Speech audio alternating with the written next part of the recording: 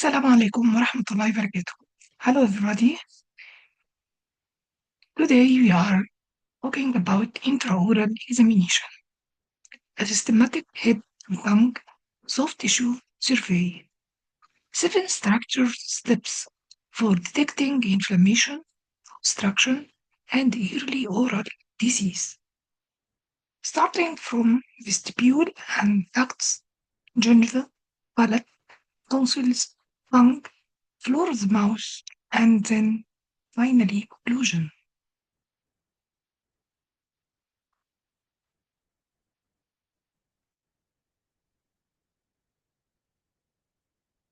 Full intraoral examination is always performed in the same fixed order, so no structure is missed. Today, we will walk through each of the 7 steps in sequence, then focus on the 2 sites responsible for the majority of oral cancers, the tongue and the floor of the mouth.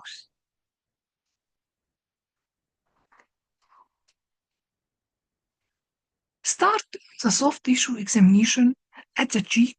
Bilateral palpation of the vestibule catches masses the eye alone would miss, and Stenson's duct is the direct window into parotid gland health. Redness or pus here points to obstruction or acute cyanidinitis.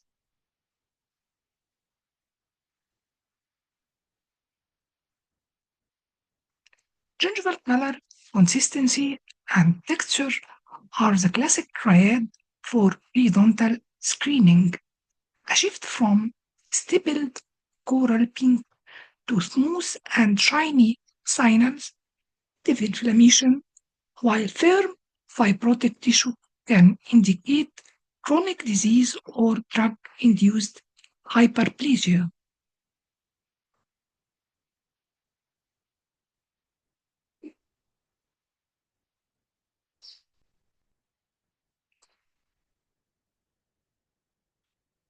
Cori are a normal anatomic variant and simply need documenting, but any ulcer, pigmented patch, or firm swelling of a minor salivary gland on the palate should be tracked, and if persistent, biopsied. Minor gland tumors often present here.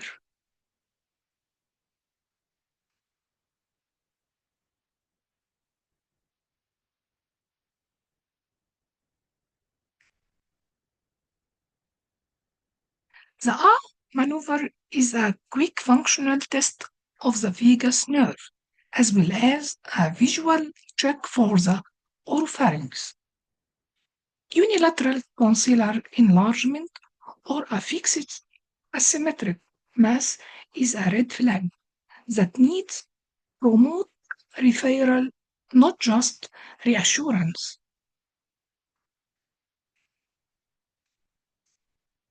This is one of the 2 highest yield steps in the entire examination. Gauze retraction lets you see the posterior lateral border, which is easily missed and is a frequent site for the squamous cell carcinoma. Any indurated or non-healing lesion after 2 weeks warrants biopsy.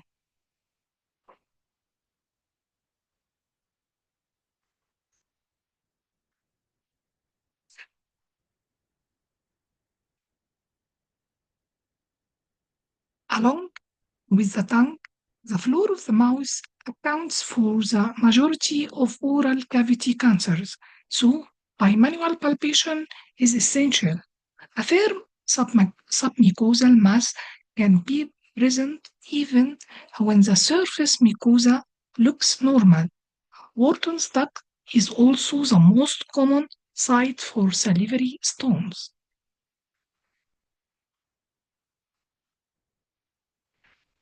Occlusion closes out the examination by connecting soft tissue finding to function.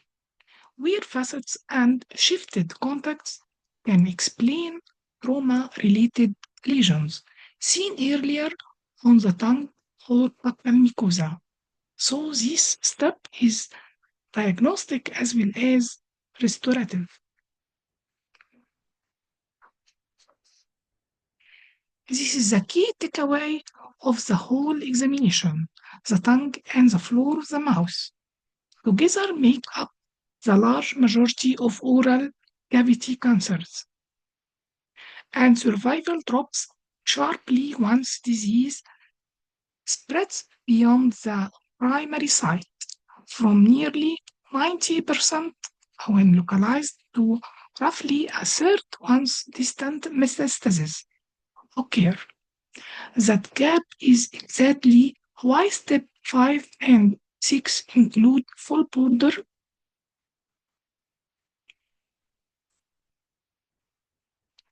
inspection and bimanual palpation, not just a quick look.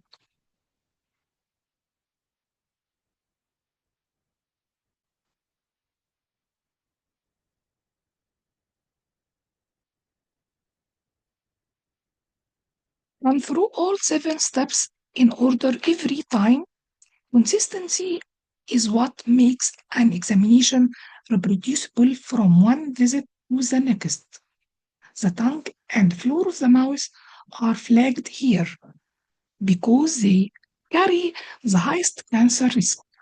But every step matters.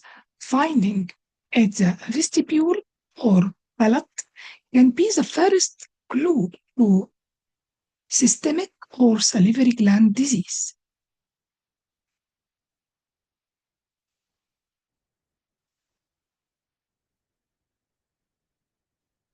Thank you for following the protocol from vestibule to occlusion.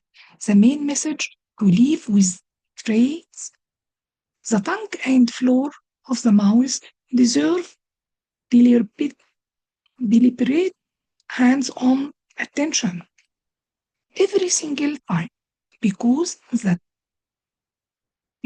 is where early detection makes the biggest difference in outcome. Open the floor of the question.